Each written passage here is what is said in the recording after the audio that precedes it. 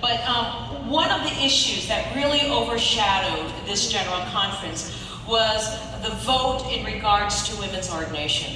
And there's been a lot of confusion about that. So I just want to take a few seconds here just to clarify some things again, because we hear a lot of things on social media, but and it can be very confusing. What this vote was all about really was to allow the different divisions in our church. Our church worldwide is divided into various divisions. I think there's what, 12, 13 divisions or something. It's basically continents. Something You have like North that. American continent, you have South America, right? you Europe, have North Europe, South Europe, things like that. Anyway, this vote was centered around allowing or not allowing the individual divisions to make the decision of whether to ordain their women pastors or not. And after a full day, about 8 hours of pretty intense discussion, the vote was taken to not allow individual divisions to make their own decision, to make their own policies in regards to whether women can be ordained. Now, this issue of ordination, again in itself, can be a little bit confusing. So I want to just kind of be very simple in explaining to you what this is all about. All pastors within the Seventh-day Adventist Church are credentialed. And there are two types of credentialing. The first type is a commissioned credential, which is what I have. And then the second type is an ordination. Now let me just step back and say credentialing is really important because we need to be credentialed for legal reasons so that when we marry individuals, they're legally married. And of course doing funerals and etc. like that. But yet also credentialing from a ecclesiastical or from a church organizational standpoint that says we have demonstrated the skills and the call and the abilities to be a pastor within the Seventh-day Adventist Church. Ordination is a credential, but it is also a very specific affirmation that is given by our church to an individual, to men at this point, that says you are called and you have the skills and the abilities and the gifts to fulfill the role as a pastor within this denomination. The vote then, this last July, basically says that men can be ordained and receive that formal affirmation from the church. Women, not so. So, again, it was very disappointing to us, but what this means to us here at New Hope is the fact that I am not going to be fired. I am going to continue being a pastor in this church because I know I am called.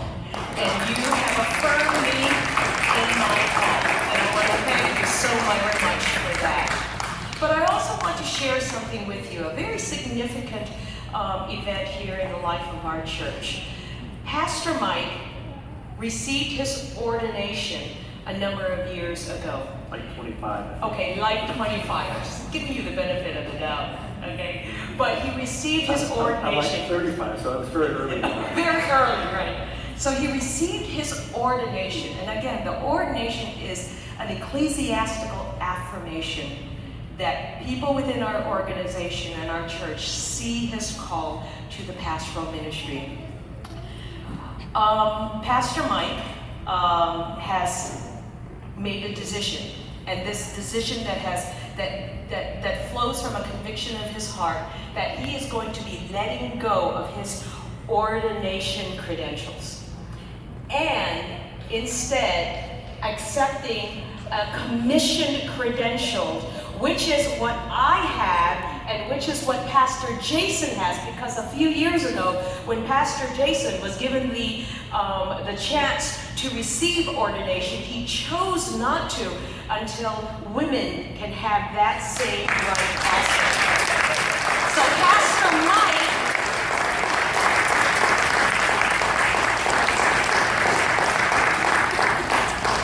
So Pastor Mike, in this decision that he has made, is saying, we are all equal. That's right. We are all equal. We are all called.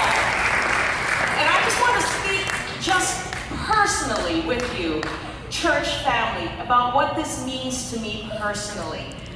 I am working with a team of pastors that not only affirm my call, but every single day in their words and action acknowledge my equalness. We are a team, and I cannot express how powerful that is, that all of us are different, but God has called us here for a time such as this. God has called us to be a team, and we are a team of equals. And we are just privileged to be able to not only minister to you, but minister with you in partnership, in growing together to live out the kingdom wherever we are. And so we want to thank you so much for that privilege, church. And we are excited to see what God is going to do beginning this moment and in the future of our church.